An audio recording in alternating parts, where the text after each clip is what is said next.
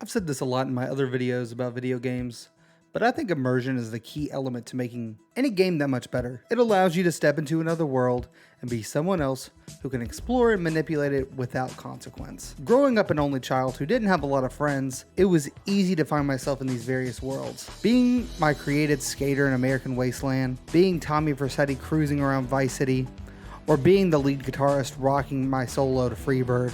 But while I loved my times with all these games, at the end of the day, I knew that there was a clear storyline, and then it was just tasks I needed to complete to get to the next mission or song. That is, until I played Infamous. The first time I played Infamous, I was blown away by the idea that I could not only make choices in the game, but it mattered. If I wanted to be a superhero saving the city from rising evils, I could do that. And if I wanted to be evil, I could also do that. I 100% chose the evil route my first go around. I was also really astounded that my actions affected those around me and drove the narrative. The karma system not only gave me that next step in immersion, but also gave me a feeling of control that I had never really experienced before. But what is a karma system? The karma system is a dynamic system that serves as a reflection of a player's moral choices and actions within the game world. Originating from traditional tabletop games like Dungeons & Dragons, where you have the free reign to kill anyone you want, karma introduces consequences to the decisions a player makes.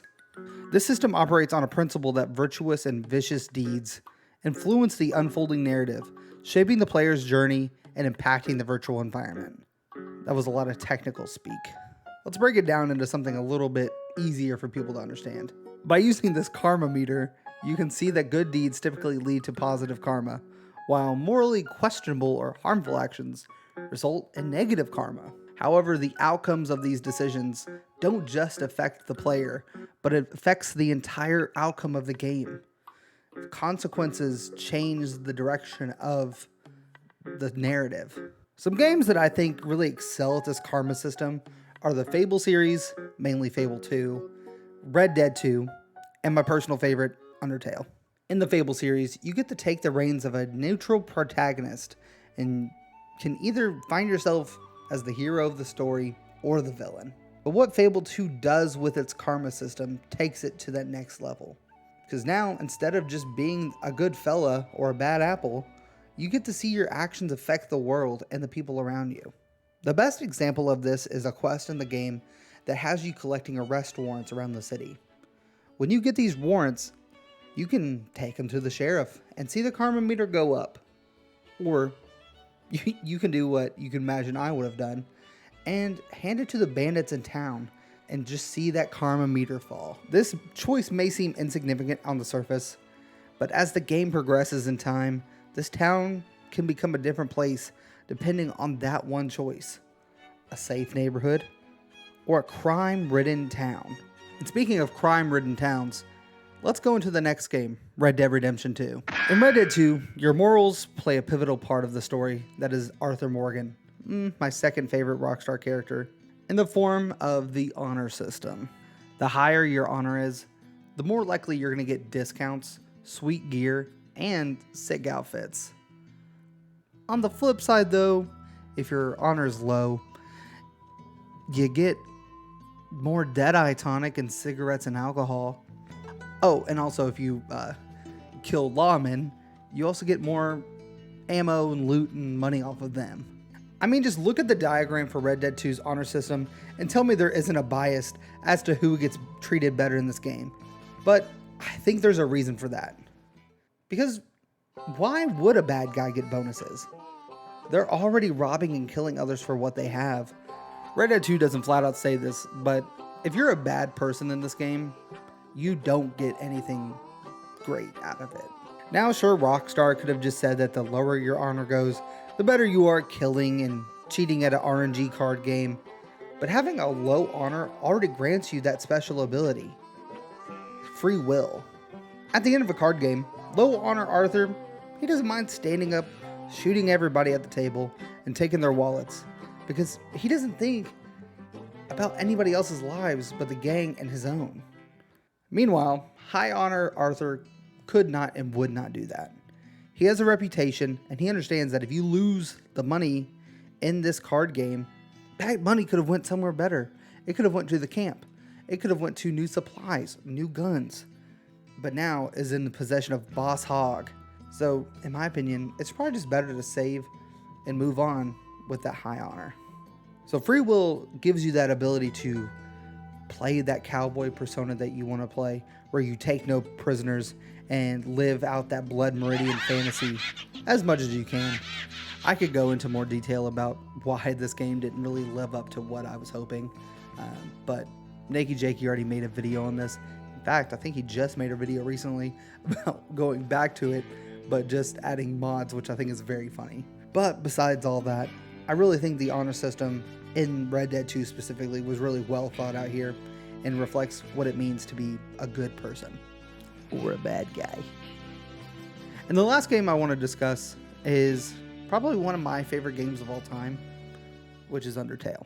Undertale, created by Toby Fox in 2015, is a game all about making choices, but it takes it to a next level by stepping out of the frame and making you the person who has the karma system floating above your head.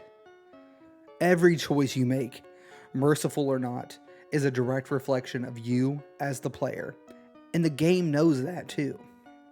If you decide to do a route where you spare every creature you encounter, it's recognized and is known in the Undertale community as the pacifist route.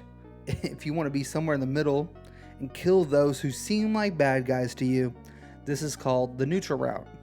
And there are a few different possibilities, and I remember my first time playing, I actually found myself in one of these neutral routes where Undyne had ended up becoming the Empress of the Underworld, which in hindsight doesn't really seem like something that is actually good.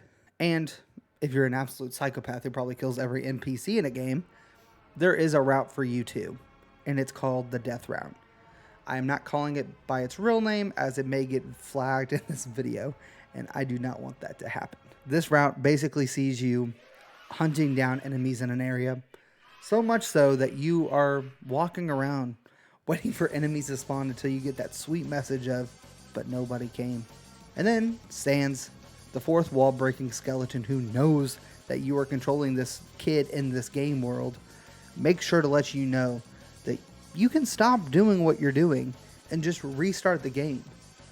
But if you continue, eventually the map is devoid of all life and you can just waltz right to the final boss and finish him off.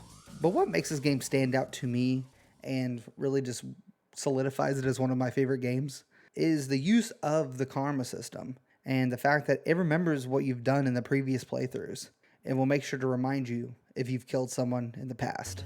In my opinion, Undertale does morality like no other and is a standout for karma systems because it's not something that could be replicated in any other game. Recently, I did start playing Baldur's Gate 3, and kind of like what I spoke about in the beginning, where Dungeons & Dragons was a originating factor in free will decision making in a game and how your actions have consequences. Baldur's Gate does that and then some. I'm having a lot of fun with that game. I know the last game I was talking about AAA titles and how modern ones aren't that great, but listen, I'm a big proponent of being a hypocrite. So make sure you can just let me know I'm a hypocrite in the comments and you can just move on with that. I wanted to make this video to express my love for my favorite video game mechanic, but as I was writing this, it really got me thinking about the world as a whole.